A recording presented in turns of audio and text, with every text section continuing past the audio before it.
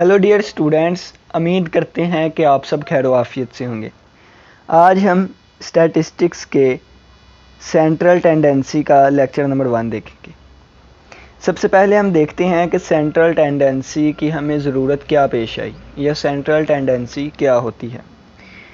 हमारे पास अगर ये वैल्यूज़ हैं, यानी कि क्लास में एक टेस्ट हुआ है और 100 नंबर के टेस्ट में से स्टूडेंट्स ने मार्क्स लिए हैं, एक ने 20 लिए हैं, एक ने 30 लिए हैं, इस बच्चे ने 40, इसने भी 40, 40, 40, 40, इसने 50, इसने 60 और इसने भी 40। अब अगर हमने उस क्लास को देखना हो कि वो कैसा परफॉर्म करती है या उनके कितने मार्क्स आए हैं, तो एक तरीका तो ये है कि हर एक बच्चे को उठाकर पूछा जाए कि भाई तुम्हारे कितने मार्क्स हैं, भाई तुम्हारे कितने मार्क्स हैं, भाई तुम्हारे कितने मार्क्स हैं। ठीक है, लेकिन दूसरा तरीका, उससे हमें पता चल जाएगा कि क्लास कितना पानी में है, यानी कि क्लास जो है वो कितनी इंटेलिजेंट है, किस हद तक है। लेकिन दूसरा तरीका ये होता है कि हम उसकी सेंट्रल टेंडेंसी देख लेते हैं या फिर एवरेज। सेंट्रल टेंडेंसी को एवरेज भी कहा जाता है।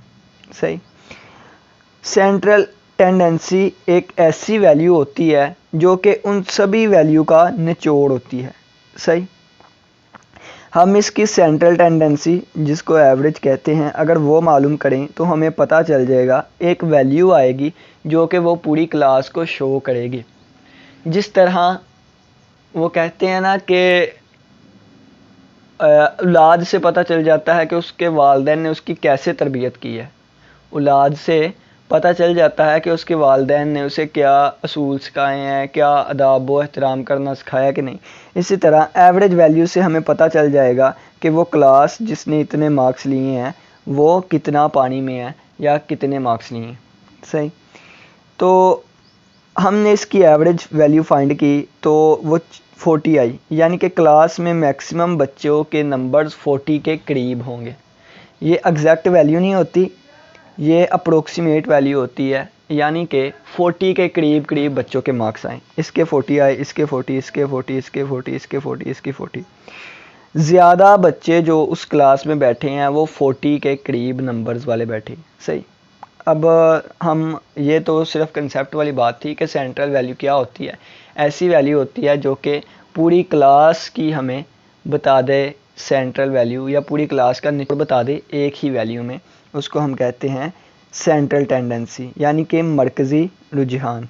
सही, सबसे पहले ये कि अगर आपने हमारे YouTube चैनल को सब्सक्राइब नहीं किया तो हमारे YouTube चैनल को सब्सक्राइब लाजमी करें। यहाँ पे तकरीबन हर एक क्लास को मद्देनज़र रखते हुए आपके सिलेबस को कंप्लीट करवाया जाएगा। ये हमारे BS लेवल की स्टैट है। अगर आप 10th क्लास में हैं तो उसके मैथमेटिक्स में भी हमारी ये स्टैटिस्टिक्स का यूज़ होता है। इसके अलावा यहाँ पे mathematically method, analytical geometry, class 9, 10, first year, second year math और बाकी फ़िज़िक्स, कंप्यूटर साइंस, इंग्लिश, तमाम किताबों को कवर करने की कोशिश की जाएगी। इसलिए हमारे चैनल म्यूचुअल एकेडमी को ज़्यादा से ज़्यादा लाइक करें, सब्सक्राइब करें और दोस्तों के साथ शेयर करें। अब हम मेजर ऑफ सेंट्रल टेंडेंसी की तारीफ़ देख लेते हैं या डेफिनेशन देख लेते हैं। इंट्रोडक्शन में हम इसकी डेफिनेशन देखेंगे। एन एवरेज एक सिंगल वैल्यू होती है। ये देखें ना, जो हमने यहाँ पे एवरेज देखी तो वो एक सिंगल वैल्यू आई, यानी कि आंसर 40 आया। इसी तरह एवरेज एक सिंगल वैल्यू होती है which represent the set of data as a whole, जो कि सेट ऑफ डाटा को मुकम्मल एक वैल्यू में शो कर देती है। ये देखें, ये हमारे पास एक इतना बड़ा डाटा था, इसकी हमने एवरेज निकाली जो कि एक वैल्यू आई, और इन सभी को ये एक वैल्यू रिप्रेजेंट कर रही है, शो कर रही है, इसका निचोड़ दे रही है। ठीक है, चले आए। Since the average tends to lie in the centre of distribution, यानी कि वो सेंटर ऑफ डिस्ट्रीब्यूशन जो होती है ना, कि डिस्ट्रीब्यूशन का निचोड़ या सेंट्रल वैल्यू, तो उसको हम एवरेज कहते हैं, और एवरेज उसी की तरफ जाती है। अगर 50 बच्चे हैं और उनमें से 45 बच्चों के 60 मार्क्स हैं तो एवरेज भी 60 की तरफ जाएगी। सही है ना। They are also called measure of central tendency. Average को मेजर ऑफ सेंट्रल टेंडेंसी भी कहा जाता है। मेजर ऑफ सेंट्रल टेंडेंसी यानी मरकज़ी रुझान के पैमानों की मरकज़ी रुझान के पैमाने। चलिए आइए अब हम आगे देखते हैं। एक एवरेज तो हमने फाइंड कर ली, यानी कि पीछे हम देख के आए एवरेज का आंसर 40 आया, ये तो हमने फाइंड कर ली।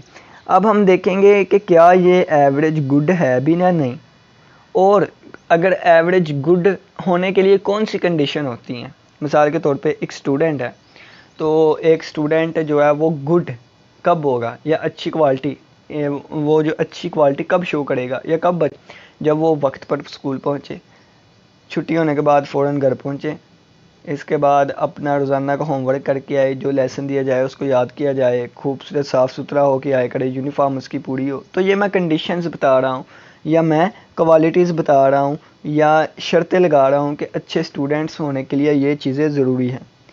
तो एक एवरेज को भी अच्छा होने के लिए या अच्छा तस्वर करने के लिए इन 6 कंडीशंस का होना चाहिए। अब ऐसा भी हो सकता है कि तो कोई बच्चा अब 5 कंडीशंस फुलफ़िल करे, 6वीं ना करे। जितनी ज़्यादा इन 6 में से फुलफ़िल होगी वो एवरेज उतनी ही ज़्यादा गुड होगी। सही है। अब सबसे पहले है it should B rigidly defined, यानी कि उसका आंसर 1 नंबर आना चाहिए। अगर वहाँ पे हमारा आंसर 40 आया, सही है ना, ये 1 नंबर ही आया। लेकिन अगर वहाँ पे आंसर 38 भी आ जाता, वहाँ पे आंसर 60 भी आ जाता, यानी कि 2 से ज़्यादा, 1 से ज़्यादा आंसर आ जाते, तो वो रिजिडली डिफाइन नहीं होता और हमें पता ही नहीं चलता कि ये इसका निचोड़ है, ये निचोड़ है या ये निचोड़ है, सेंट्रल वैल्यू ये वाली है या ये वाली या ये वाली। ठीक है, पहली बात तो ये आगे कि रिजिडली डिफाइंड होनी चाहिए। दूसरी बात ये कि जो हमारे पास आंसर आए उसको ईज़िली हम अंडरस्टैंड कर सकें, यानी कि 40 आया ना आंसर, तो हमें ईज़िली अंडरस्टैंड कर सकते हैं कि बच्चों के मार्क्स 40 के करीब करीब आ रहे हैं इस क्लास के, और इससे हमें पता चल जाएगा कि ये जो क्लास है वो पढ़ने में 40% ठीक है। सही। तो आगे it should be easy to understand, इसको अंडरस्टैंड करना ईजी हो। It should be easy to calculate आना था, it should be easy to calculate, easy to calculate, इसको कैलकुलेट करना इजी हो। ठीक है ना। तो वो कैलकुलेट कैसे करते हैं और कौन कौन सी एवरेजेस होती है वो हम आगे देखेंगे। ठीक है। अगर एवरेज फ़र्ज़ किया है कि 40 आ रही है, लेकिन इसको हमने कैलकुलेट करने के लिए 5 पेजेस भर दें, 6 पेजेस भर दें, तो वो गुड एवरेज नहीं होगी। एवरेज वही अच्छी जो मिनटों में आ जाए आंसर, मिनटों में आंसर आ जाए। ठीक है, मिनटों सेकंडों में। इट शुड बी बेस्ड, यहाँ पे बेस्ड आना है। It should be based on all observation of data, data की हर ऑब्जर्वेशन पे बेस करे। यानी ये देखें कि ये जो हमारा आंसर आया है ना, ये जो आंसर आया हमारा 40, ये इसको भी देख के आया हो, इसको भी देख के, यानी कि इन सभी की मदद से आया हो। अगर हम इस 40 को यहाँ से निकाल दें या इस 60 को निकाल दें तो इनकी एवरेज कोई और आनी चाहिए।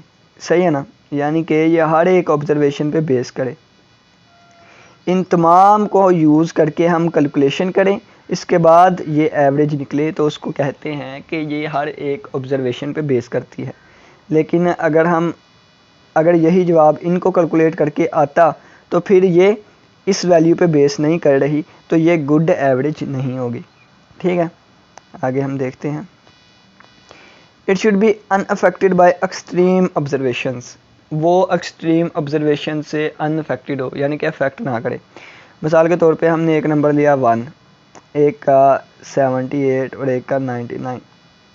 ये 3 स्टूडेंट्स हैं जिन्हें 100 नंबर का पेपर हुआ है, एक का आए 1 मार्क्स, एक का आए 78 मार्क्स, एक का मार्क्स आए 99 मार्क्स। ठीक है, तो इसकी एवरेज जो आएगी ना, एवरेज वो ना तो इसके करीब होगी, ना इसके करीब होगी, ना इसके करीब होगी।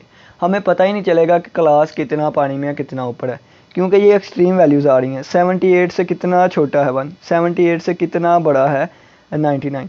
तो ऐसी ऑब्जर्वेशन जो कि एक्सट्रीम ऑब्जर्वेशन से भी अफेक्टेड ना हो, तो उसको हम गुड एवरेज कहते हैं। अल्हम्दुलिल्लाह। इसके बाद देखें अब, it should B have sampling stability, अगर हम इससे सैम्पलिंग ले तो वो एवरेज स्टेबल है। अभी इसकी आपको नहीं समझ आई, आगे हम देखेंगे इसके बारे में मज़ीद। उसका एक आंसर आना चाहिए एवरेज का, इजी टू अंडरस्टैंड हो, इजी टू कैलकुलेट हो, तमाम ऑब्जर्वेशन पे बेस करती हो, अनअफेक्टेड हो एक्सट्रीम ऑब्जर्वेशन से और सैम्पलिंग स्टेबिलिटी हो। अगर इनमें से 6 कंडीशंस में से मैक्सिमम 6, 5, 4, 3 जिस एवरेज की जितनी कंडीशंस फुलफ़िल होंगी वो एवरेज उतनी ही गुड होगी, ठीक है, यानी कि अच्छी एवरेज होगी। एवरेज की टाइप्स देखते हैं। The commonly used averages are, यानी कि जो कॉमनली यूज्ड होती हैं वो एवरेज है। इसके अलावा और एवरेजेस भी हो सकती हैं, लेकिन जो आम तौर पे कॉमन यूज़ होती हैं और इन 6 कंडीशंस में से मैक्सिमम को फुलफ़िल करती हैं, तो वो टाइप्स हमने यहाँ लिखी है। एक होता है arithmetic mean, median, mode, geometric mean, harmonic mean. ये 5 यहाँ पे हम डिस्कस करेंगे बीएस लेवल पे, तो इनके बारे में बाकी हम बाद में पढ़ेंगे। आज लेक्चर नंबर 1 है, तो हम थोड़ा थोड़ा सा डिस्कस करेंगे। आज हमने सिर्फ सेंट्रल टेंडेंसी का इंट्रोडक्शन, कल हम अरिथमेटिक मीन को लेकर चलेंगे, सही। तो ग्रुप डाटा और अनग्रुप्ड डाटा के लिए हम अरिथमेटिक मीन कैसे फाइंड करते हैं, वेटेड अरिथमेटिक मीन, वो सारा हम अगले लेक्चर्स में कवर करेंगे। कहते हैं कि slow and steady wins the race, आहिस्ता चलो, आहिस्ता और मुस्तकिल मिजाजी से चलने वाला हमेशा कामयाब होता है। आहिस्ता यानी कि हमने एक लेक्चर थोड़ा सा पहला किया, चलेंगे हम मुस्तकिल मिजाजी के साथ, आहिस्ता आहिस्ता भी चलें तो हम लाजमी कामयाब होंगे। तो आपने पढ़ना नहीं छोड़ना, पढ़ें बेशक थोड़ा, लेकिन पढ़ना नहीं छोड़ना हमने, सही है। तो इसी के साथ अब इजाज़त दीजिए। अगर आपको हमारी वीडियो अच्छी लगी हो तो हमारे चैनल को सब्सक्राइब करें। इजाज़त दे, फिर मुलाकात होगी लेक्चर नंबर 2 के साथ। अल्लाह हाफिज़, अल्लाह निगहबान।